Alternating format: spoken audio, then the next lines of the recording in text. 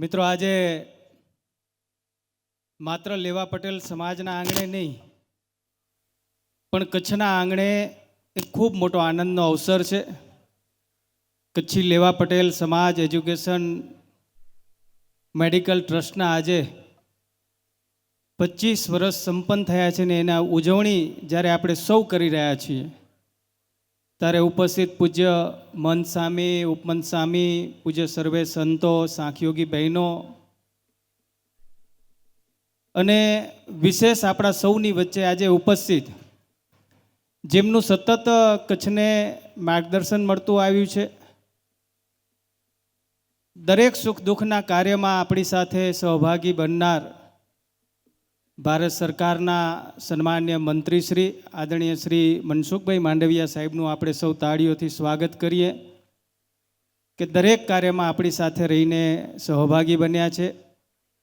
લેવા પટેલ સમાજના પ્રમુખ શ્રી વેલજીભાઈ, ટ્રસ્ટના પ્રમુખ શ્રી સન્માન્ય ગોપાલભાઈ, આપણા સૌ સન્માન્ય ધારાસભ્યશ્રીઓ, સૌ આપણા આગેવાનશ્રીઓ, દાતાશ્રીઓ, એનઆરઆઈ મિત્રો, કેશુભાઈ અશુભાઈનું પરિવાર અને બધાના નામ લઈ શકાય, અમારા જિલ્લા ભાજપના અધ્યક્ષ, જિલ્લા પંચાયતના પ્રમુખ અને વિશેષ મિત્રો આપણા બધા જ જે દાતાશ્રીઓ વિદેશથી પધાર્યા છે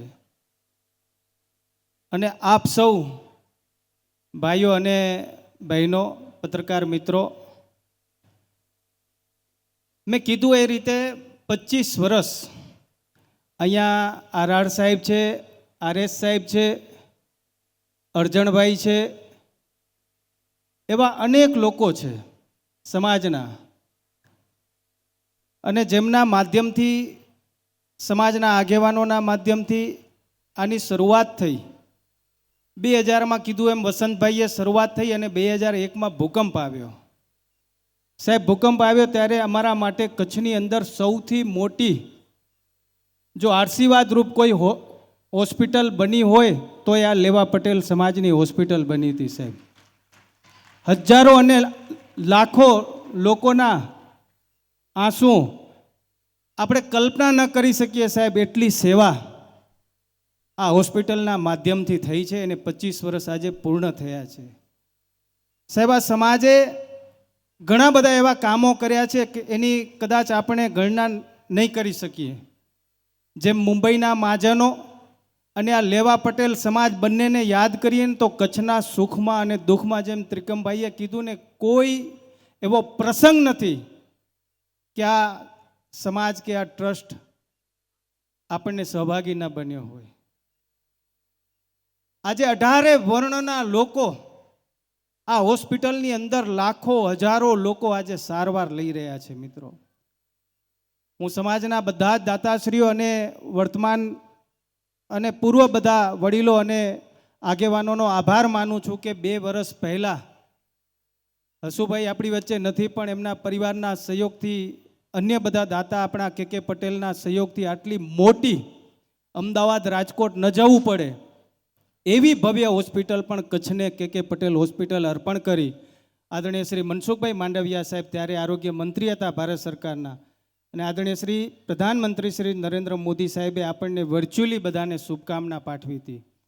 એટલે મિત્રો, કહેવાનો મતલબ આજે એ છે કે આપણે કલ્પના ન કરી શકીએ એટલું કામ આજે 25 વર્ષની ઉજવણી થાય છે ને એમાં આરોગ્યનું કામ અને શિક્ષણનું કામ, દરેક વર્ગનો દુઃખ લૂછવાનું કામ એ લેવા પટેલ સમાજના માધ્યમથી થઈ રહ્યું છે.